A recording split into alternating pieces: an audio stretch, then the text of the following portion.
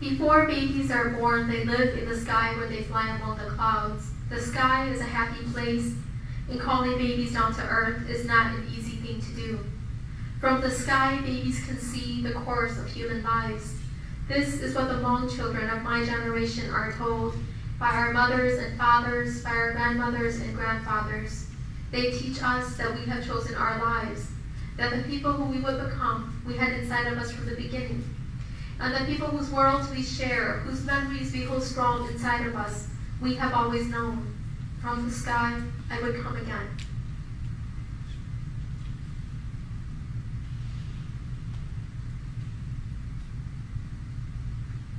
The book begins with a prologue.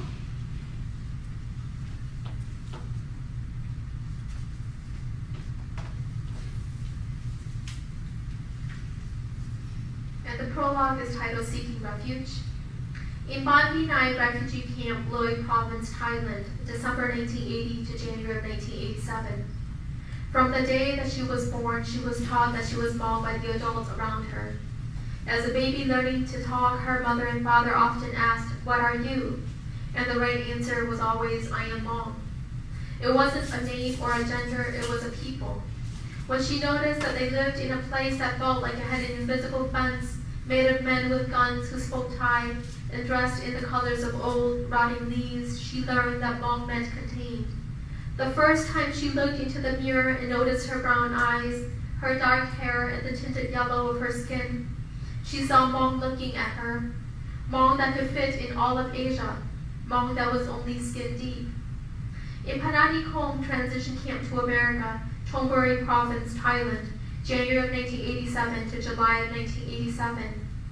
The feeling that she was Hmong did not happen until the preparations for America began, as her family was being processed. Thailand wanted to close its refugee camps, send away the remnants from the war.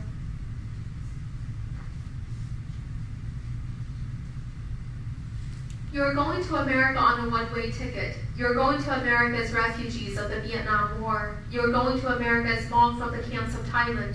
You are going to America to find a new home. We do not want you here anymore. All this was said in the things that were happening, the classes that her mother and father attended that taught them new strings of words. Hello, how are you? I am fine, thank you. New kinds of food. Pieces of chicken between bread with cilantro and green onion, and a white, tasteless fatty spread from a jar. The free set of clothing that each person was given. A dark blue sweater, walking shoes with laces, white socks, dark blue pants, a white collared shirt to go underneath the sweater. These are the Thai government's last gift to the Hmong for leaving their country, the American government's donation to a people who had passed exams stating that they had fought under American leadership and influence during the secret war in Laos from 1960 to 1975. All this was felt as she watched the preoccupied adults around her preparing for a new life, trying to end the yearning for an old one that she didn't know. She saw how their eyes searched the distance for the shadows of mountains, or the wide open sky for the monsoons, one last time before it was gone forever. All these goodbyes made her feel very Hmong inside. She had heard stories of how Hmong people did not have a country, how we always had to leave places behind. First China, because the Chinese didn't want us on their land. How they took away our written language and how they tried to turn us into slaves. And so we spoke our fears to our ancestors and made our way to Laos. When the French came to Laos, they climbed the high mountains and they saw the cool of the land. They wanted opium for tax money. We fought them but lost. When they left, they had learned that we would keep fighting, and they told the Americans so. The American pilots dropped first from the sky, injured and scared, into the Hmong villages on Pumbia Mountain, and we helped them get better again in the depths of the jungle. By the time their leaders came with guns, there were Hmong people who had seen enough Americans to trust in an idea of democracy, a place where we could live with others as if we belonged, a promise of home. Those who believed took up guns. Those who were still only struggling with their lives saw guns pointed at them. The explosion of flesh, the falling down of heavy bodies to the ground, wet blood soaking the dark of the earth. The North Vietnamese soldiers and the Communist Pathet Lao soldiers could not and would not tell the difference. Hmong was only skin deep. Skin is easy to penetrate. When the Americans left Laos in 1975, they took the most influential, the biggest believers and fighters for democracy with them. And they left my family and thousands of others behind to wait for a fight that would end for so many in death. A third of the Hmong died in the war with the Americans. Another third were slaughtered in its aftermath. From the clouds, the little girl's spirit watched her family escape into the Laotian jungle, run around in circles for 4 years, and then surface on the banks of the Mekong River in Thailand, starving survivors. Her spirit came to them in Ban Binai refugee camp. Then her spirit and her body left Thailand, just as the Hmong had left so many other countries. In St. Paul, Minnesota, the United States of America, July 1987 to today. What is Hmong? Where is your country? What are you doing here in America? Are you ever going home again?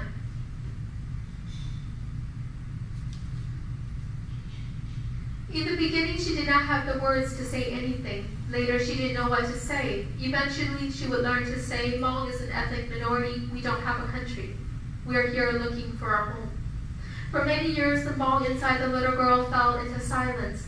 And then one day, the little girl grew up into a young woman. Because she hadn't said very much in her first 20 years, all of the words had been stored inside her. Because her people had only been reunited with a written language in the 1950s in the break of a war without a name. They had not had the opportunity to write their stories down. In the books on the American shelves, the young woman noticed how Hmong was not a footnote in the history of the world, how Vietnam was only Vietnamese, how Laos belonged to the Laotians, and how the war was only American. She saw how the world only knew skin deep the reaches of Hmong. She saw how they did not know that from the day she was born, she was Hmong. She saw how the children born in America lived life like the Americans. She saw the diminishing memories of her mother and father on the hard road to remembering the strings of words and the new food in America. She said goodbye to her grandmother from Laos, from Thailand, from America, from the world of the living. And on sheets of white paper, the young woman slowly unleashed the flood of Hmong into language, seeking refuge not for a name or a gender, but a people. That is how the book begins. One of the most asked questions is, why did you write the book? Why did you become a writer? Because my people are so new to what is written. But when I was a little kid, I read a lot. There was a bookmobile that came to the McDonough Housing Project, and my sister would hold my hands, and we would climb the hill on Timberlake Road to this bookmobile. And I asked the librarian, do you have a book about people like me? She gave me books about the Chinese, the Vietnamese, the Koreans. Never got a book about the Hmong. And I said out loud, I said, one day I want a little girl to find a book about the Hmong. I never knew that I would become that writer. The day I sat across from my mom and dad at the dining table, and I said, Mom and Dad, I'm not going to become a doctor anymore, although I'm pre-med, and I'm studying American Studies and Cross-Cultural Studies and Women's and Gender Studies. I want to become a writer. My daddy looked at me and he said, if the sky that we live under can fall on us, and the earth that we walk on can throw us off, who would I be to stand in your way? And so my journey set sail for Columbia, one of the finest institutions in this country, to become a creative nonfiction writer so I could put our stories into the bookshelves of a bigger world. In my heart, I'm well aware that no matter how fluent our voices are in English, that we struggle through accents like my mom and my dad's to be here together, to be heard and to be understood. And so I do what I know how to do in the hopes of recognizing not just the Hmong story, but the human individual. I know that we still live in the world that created the great ones, that Martin Luther King Jr. and Rosa Parks and all of these names that I study in my history books, that those people are in those books because they tried for something bigger than themselves. They tried and they failed. And they got up and they tried again and they carved out